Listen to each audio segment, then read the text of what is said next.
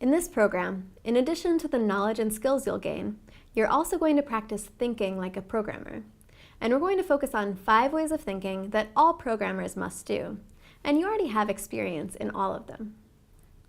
The first is procedural thinking, and this involves taking a big problem and breaking the solution into a set of steps, 1, 2, and 3. The next way of thinking is called abstract thinking.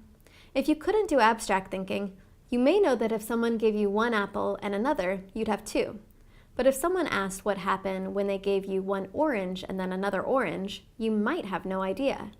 But because you do have an understanding of the abstract idea of numbers, you know that you have 2 oranges. But even more importantly, you know the abstract idea that 1 plus 1 is 2. The next programmatic way of thinking is a systematic way of solving problems, or systematic debugging. Because even the best programmers make mistakes, and this is a skill where they systematically identify problems, or potential problems, and then track down the potential cause until they find the problem and fix it. The fourth mental technique is called technological empathy, and it involves understanding how the computer sees things. And you've already started developing this. Now, when you see text like this, you can start to think about the way a computer would.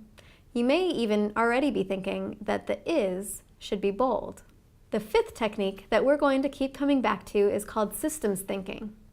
Basically, this involves taking one big idea, like what does it mean to think like a programmer, and break it down into its component pieces. Because we're going to keep coming back to these 5 ways of thinking, next you'll see a text summary of all of them so you can reference it throughout the program.